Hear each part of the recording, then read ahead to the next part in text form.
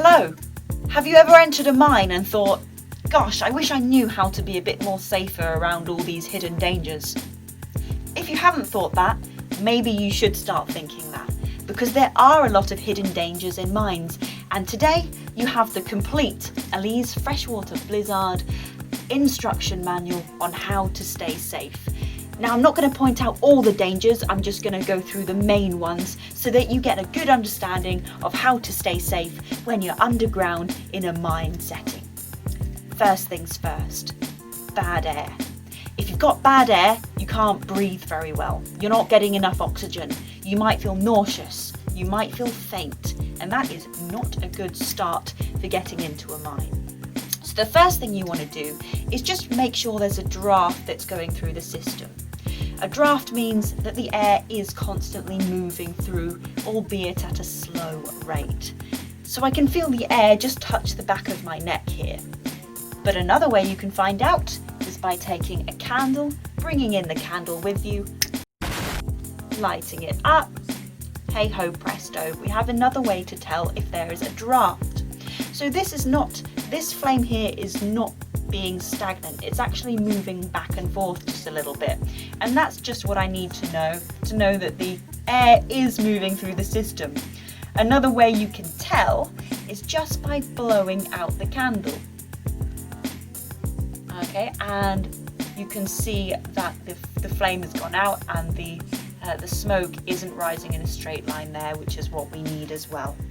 So that's how to tell if you're in a good system where the air is constantly moving through. Next scene. Behind me is what are called stacked deads. Now, stacked deads are basically stacked pieces of rock that the miners didn't really care for, they didn't use, and they didn't want to lug all of this useless rock out the mine. So what did they do? They stacked them one on top of the other. Now, mainly this is used to hold up the ceiling, so it can be a positive thing from the miners in the day, but today you'll see that you get stacked deads that look very unfavourable for us, because the top rock could fall down or the whole bunch of rocks could fall down at, well, this one, it could be any moment really. But they look quite safely glued in there, just to let you know. So again, I have calculated my risk and seen that it is probably okay today, but in other mines the risk could be so much higher. It's not worth taking that risk. Just notice how this top stone here is perfectly fit underneath the ceiling. Now, it wasn't placed underneath the ceiling, it would have been stacked here, and the ceiling has then bowed down under the weight, starts to sink and land all of its weight onto the top stone, which means over time the ceiling has been more and more supported by the stacked deads, and we just don't know how safe these stacked deads really are. This is a false floor, and false floors are, well, it's what it says on the tin. It's a floor that is false. It's been created by the old miners of the mine. They would have created it just so that they could get to new spaces, but it's a floor that's not built to last. So you can't really trust them. This one has already crumbled already, so I know that I'm on a false floor right now. Now, don't worry, I'm pretty sure I can trust this false floor here. I've been here many times and it's been all right. But isn't that just the thing? You don't know when you can trust them and when you can't. Even scarier, false floors can be navigated around by, if you put your foot on it and it starts to shake, if the floor shakes beneath your feet, then that's probably a false floor. But by then, isn't it too late? Also, you can find out if they're false floors if there's water on top of them. Sometimes water gathers on top of them. But even then, if there's a puddle on top of the ground, that's almost like you would suspect it less of being a false floor, which is equally as scary. Hidden drops. Oh, hidden drops. You don't see them coming, which is why you need to especially be on the lookout for any dangers when you're travelling through a mine, because you don't want to be accidentally sliding down or falling down a big shaft when you least expected it. That will lead to death. Now, I'm not in a big drop right now, obviously, which is why I'm happy to film here. You can see there's a very shallow, very, very shallow drop down there.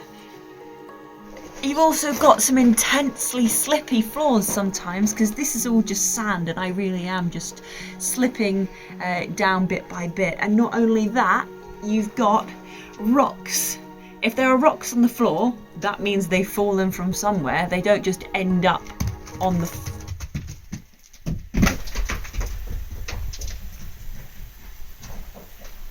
case in point. That was an accident, I assure you, but if someone was down there, that's a really bad thing. They could have been knocked out. You don't know what could have happened. So it's really important that we stay safe around loose rocks, because not only they could slip down on these slippy floors, they could also really hurt someone. And don't let that be you. But you really had only one shot to get that right, and you did. So here I've got some Stemples. And Stemples are actually normally made of wood, and they are not built to last. In fact, mines are not built to last, so we encourage people to not touch Stemples whatsoever. Stemples will either be holding up the ceiling, or they will be used as climbing aids instead. Now, because they're normally used to hold up the ceiling, that's why we don't encourage the touching of Stemples. This one is not holding up the ceiling and it's going nowhere. In fact, I can lightly bob it up and down like that. As I'm in training to be a mine explorer, that still scares me to kind of touch them, even though there'd be no consequence here. Now, they're extremely fragile because they are made of wood, and this just means their structural integrity is so low, and it's not worth the risk in touching them, especially when they're holding up the ceiling above you. Last but not least, there's a crack in the wall just behind me here. It's really important to look out for cracks, because if you see a crack either in the wall or on the ceiling, there is a chance that that could go. And by go, I mean fall on top of you. Okay, so it's really important, if you see anything like this, be on the lookout for them, and once you see them, do take watch and try not to be around them too much. Now, this one is being supported by bits of wood. Those bits of wood are Stemples, and they are basically rotting, so they're probably not strong enough to be holding that up anymore, and it will go down at some point. I really hope that you've enjoyed today's instructional manual, and that you check out some of my other videos. I've also got a caving safety video as well. Until then, see you soon. Stay safe, my adventurers.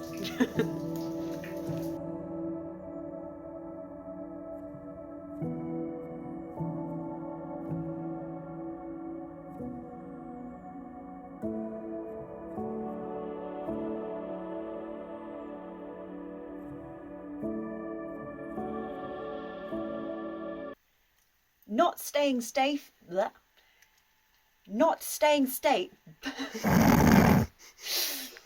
Not staying safe in a mine is the leading cause of dying. Today, The leading cause of dying, yeah, not the leading cause of death. yeah. Not staying safe. You might want to change that. Maybe welcome to Elise Freshwater-Blizzard. I am a straight-talking, boring, normal presenter. What is with me? What's happened? Maybe just emphasise it's a big thing because you can't see it.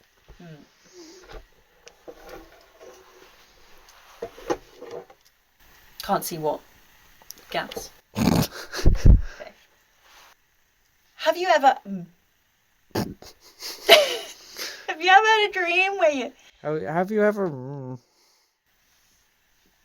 Hello? Hello? Are you entering a mine? Do you want to enter a mine? Have you ever entered a mine? Good. Goodness. Now, mines aren't made to be alive forever. Alive? Alive? I've got to redo my approach because I get so tense behind the camera. I need to think about just explaining it to a friend. Which you are. You? Yeah, explain it to me, not the camera. Okay.